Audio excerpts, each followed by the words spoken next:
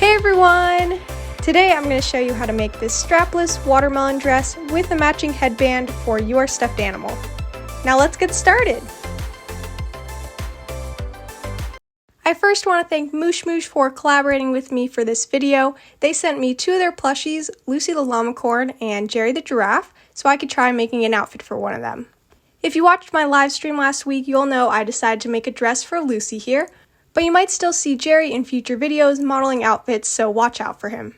If you've never heard of Moosh-Moosh before, they're these super soft and squishy stuffed animal plushies that look kind of like a pillow with little arms, and just look at how stretchy and velvety the material is, and the stuffing inside is really soft. There are tons of animals to choose from if you order online at mooshmoosh.com. I'll also put a link to the website in the description. But a few years ago, I actually got this sloth from Michael's, and you might also find them at Joann's, Walgreens, or CVS, so if you happen to see them while shopping, make sure to check them out. They're definitely the squishiest, cuddliest stuffed animals I have. Now, let's get into making this outfit for Lucy. Thanks to those who came to the live and helped me pick out the fabric, and especially to whoever suggested the headband, because I think that was the perfect thing to bring the look together. So, to make the dress, I'm going to start out by cutting out all my pieces. I also made these during the live stream, and since they are so big, I actually had to make half patterns, so this is really only half the pattern. I'm just going to cut out two of these pieces. If you have a big enough piece of fabric, you can just fold it in half and then pin this down and cut it out all in one piece. I'll have links to these in the description box, and even though they're sized to fit a Moosh-Moosh, which measure around 23 inches around their body, you could adjust it to fit your stuffed animal by measuring around their entire body and then just using that as the length for the rectangle, and then just double that for the skirt. But don't forget to add an inch or two for seam allowance. This is also a great outfit for stuffed animals that don't have traditional body types, since you don't even really need arms or legs for this to fit. I'm also going to be cutting out the belt piece with a different color. I chose white. After cutting all my pieces out, I had to quickly sew them together to make the full pieces, but now they are ready to go. I'm going to start by taking the smaller rectangle, which is going to be the piece for the top. Then I'm going to start folding over one of the really long edges and just pin it as I go. Then I'm going to sew this in place using a straight stitch. Now I'm going to sew on the belt, so I'm going to have the hemmed edge on the top, and I'm going to fold over that top edge of the belt piece and line that up with the bottom of the other piece. Make sure to line this up high enough on the bigger piece to make sure that when you sew along the top, you're not accidentally missing that piece entirely and they're not connecting. I probably should have just sewed these together good side to good side so the stitches wouldn't show, but both ways work. Now I'm going to use a straight stitch to sew this on. After that, it's time to add the Velcro, so I'm just going to flip this over and grab one of the pieces, and now I'm just going to fold over that inner edge and then put the Velcro on top. That way I don't have to hem this edge and sew on the Velcro, I can just do it at the same time. But for the other one, I will have to hem this side first, since the other piece of Velcro is supposed to go on the opposite side of the fabric. I forgot to mention that to sew the Velcro on, I'm just sewing around the entire perimeter of the rectangle. And now I can flip this piece to the good side and attach the other Velcro, and I'm just comparing this to the other side to make sure they match up later. But now I'm doing the same thing, sewing around the perimeter of the Velcro. Now the top of the dress is done, and now I can start working on the skirt. And the first thing to do is hem this entire bottom edge, which I know it's super long and it'll take a while, but it's just going in a straight line, so it shouldn't be too hard.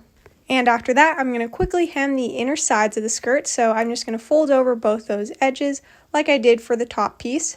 I usually don't like attaching Velcro to the skirts since it's pretty obvious where it'll be really stiff from the Velcro. But the way I do it without Velcro, you don't even notice that the skirt isn't completely closed. Next, I'm going to do a straight stitch along the entire top of this rectangle, and the important part with this is to not lock one of the ends of your stitches. I like to not lock it at the beginning because by the end I usually will forget and accidentally lock it.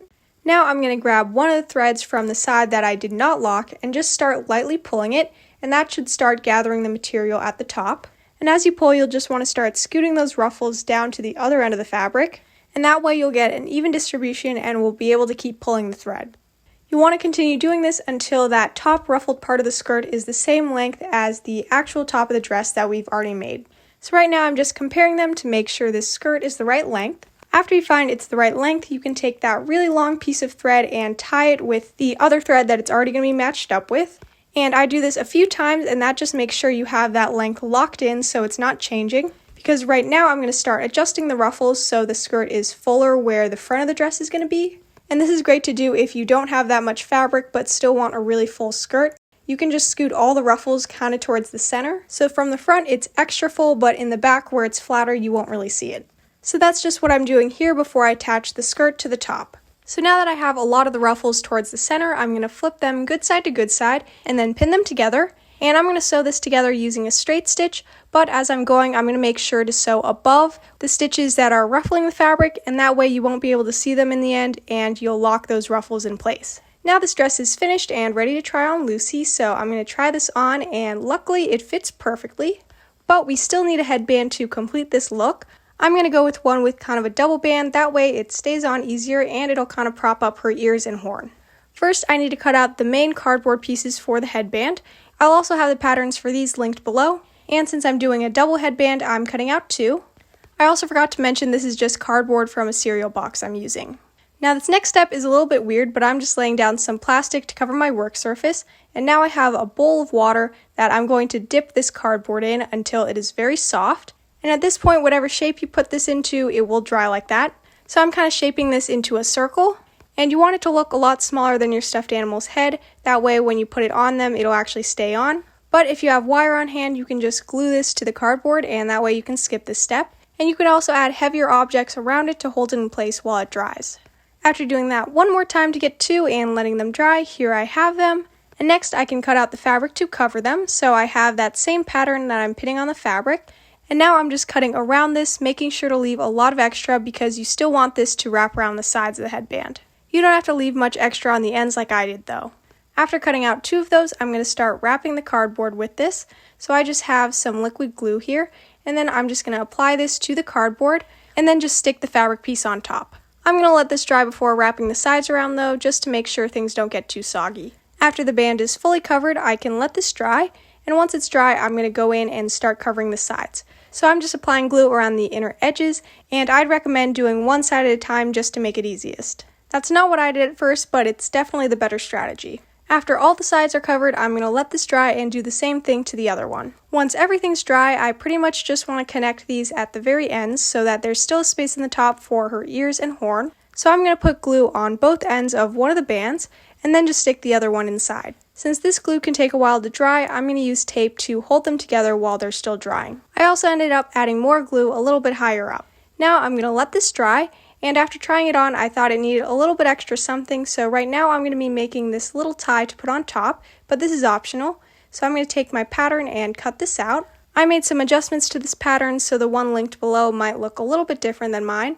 After cutting 2 of these out, I'm going to flip them good side to good side, pin them together, and then do a straight stitch around the entire perimeter, but make sure to leave a hole in the center big enough to eventually turn it inside out later. After that, we can turn it inside out and make sure to get all those edges and corners pushed out.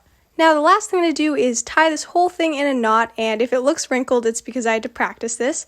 But you'll want to wrap this around your finger with one end longer than the other, then pull that long end around and through the opening to make the knot, and then you can just pull the ends tight.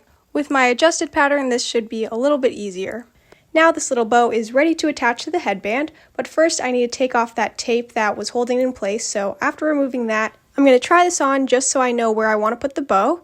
I'm just opening this up a little as I put it on so there's room for the horn and ears. Then I'm just going to put it all the way down and center it, and I think I want my bow tie to go kind of in front of one of the ears, so I just made a little mark here where I want to put it. Now I'm going to attach this using hot glue, but if you don't want to use glue, you can always just make this tie around the band itself, but it might be a little trickier to get it to face the right way. And after that, your watermelon outfit is complete. I think it turned out so cute, but of course you can use any kind of fabric you want, and I'm sure it will look amazing. Thank you again to Moosh-Moosh for these stuffed animals, and make sure to check out their website to see all of their super cute characters. Next week, I'll be back to doing requests from the comment section, and even though it feels like I have enough requested videos to last me through this year, I love hearing your ideas and will try my best to get to all of them. I really hope you enjoyed this video. Please give it a like, comment, and subscribe to my channel if you want to see more stuffed animal crafts. Oh, and I guess Jerry's back to say bye. Now back to the outro. I'll see you next time.